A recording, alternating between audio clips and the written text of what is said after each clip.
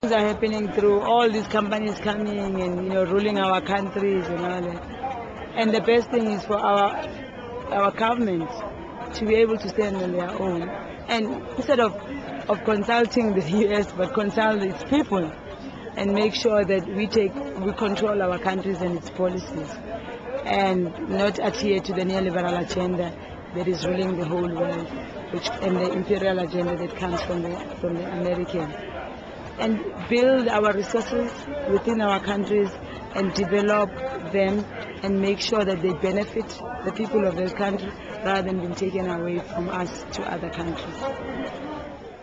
Emily Achaka is president of the non-governmental organization Circle for the Promotion of Sustainable Development, based in Benin, where World Bank and IMF structural adjustment programs have created massive poverty. Nous ne voulons plus d'eux dans notre pays. Nous ne voulons plus nous laisser en paix et nous voulons vraiment.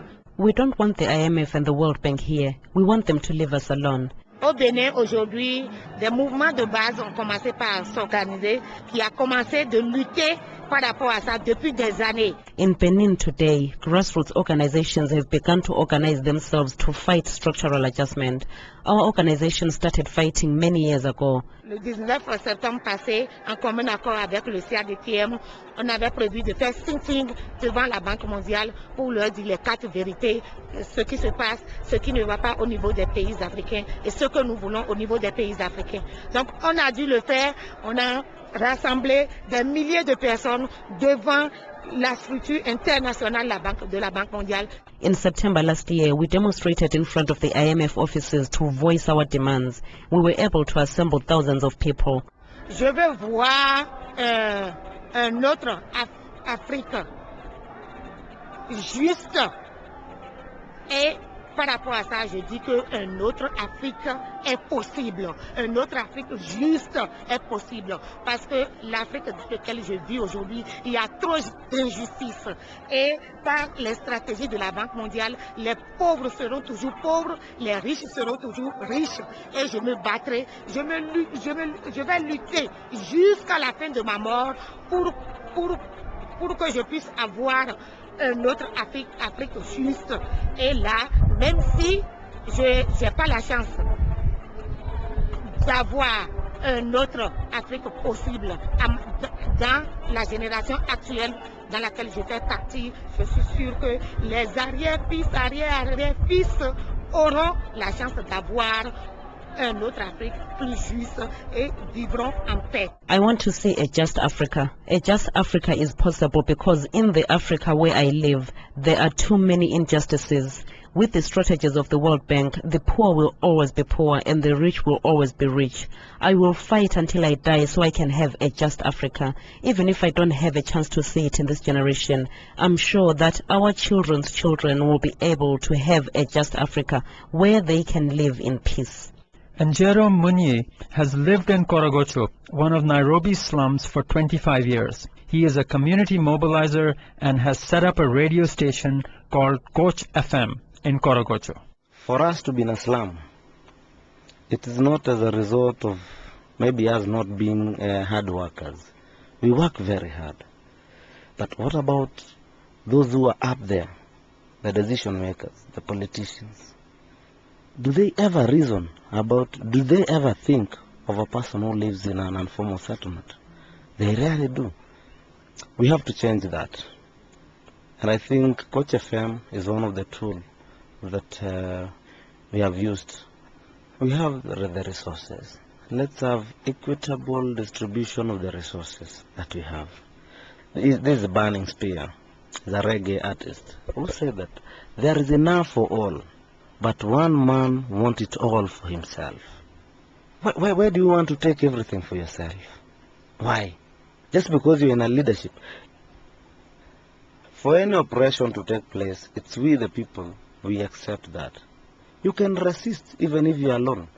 So we should resist any kind of oppression, any kind of exploitation at any level. If Africa can be united, we have everything. We have what it takes to move the economy. We have what it takes to sustain our own people. And that is it. We can unite, be one, resist any kind of oppression, aggression from anywhere, even from within the African countries. We be one. Farah Malam. Africa needs to have a common purpose, first of all. The common purpose should be the empowerment and the welfare of its own people, period. That can only come about if there is a fair system that's in place. I would like to see an African continent where the resources of Africa is for the Africans themselves, not for foreigners and outsiders for that matter, where it trades and deals with the rest of the world, because it's a global village, and but on a fair terms, not on terms that are essentially lopsided and one-sided, that maintains the African continent as perpetually poor and starving, and the kind of pictures that you see when it sits on the biggest reserves of wealth in the world. I don't think the West will allow Africa to have its own democratic process to choose the leaders that will deliver it, because the West has a lot to lose in that. The West wants cheaper, what they call mineral resources, and control Africa. And time, I think, give due credit to George Bush. You could say he's childish in his way, in his outlook. That he's not a brilliant guy. Yes, he's mediocre in his own right. But what the other Western leaders, American and European leaders in the past, they would coat with sugar and the rest of it and take you many years to understand, he bared it all. No, everybody sees now the true colors, the naked colors of what the West stood for all these years. Yes.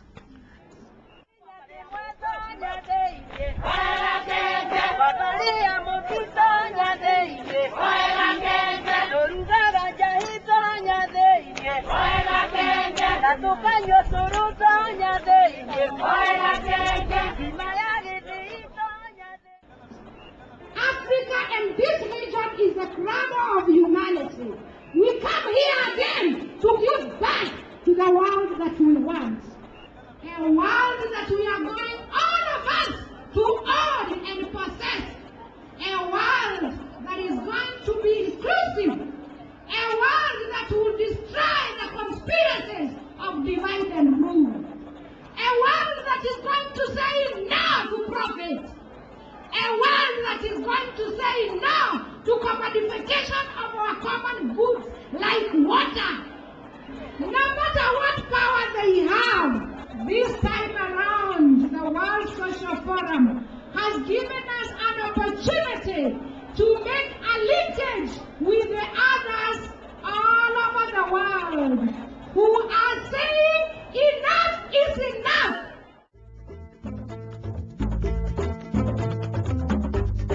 You have been listening to African Resistance, the final episode of the documentary series, The Ravaging of Africa. The Ravaging of Africa is dedicated to the memory of Patrice Lumumba. This series was written by Asad Ismi and produced by Kristen Schwartz. Go to www.asadismi.ws. That's www.asadismi.ws for more information or to download the series. Translation by Maziar Mahajir at Toronto Conversation Corner and Farid Omar. Voiceover by Benedicta Madavo. Theme music is Ner Balankina by Captain Yaba from Ghana. On this episode, you also heard Mahanhela by Mabulu from Mozambique and singing by the Kenyan community organization, the Daughters of Mumbi. The series was funded by Canadian Union of Public Employees Local 3903, QP National, Canadian Union of Postal Workers National, CUPW North Bay Local, Canadian Labour Congress, Public Service Alliance of Canada, Ontario Secondary School Teachers Federation, Ontario English Catholic Teachers Association, Canadian Centre for Policy Alternatives, and Mining Watch Canada. Thank you for listening.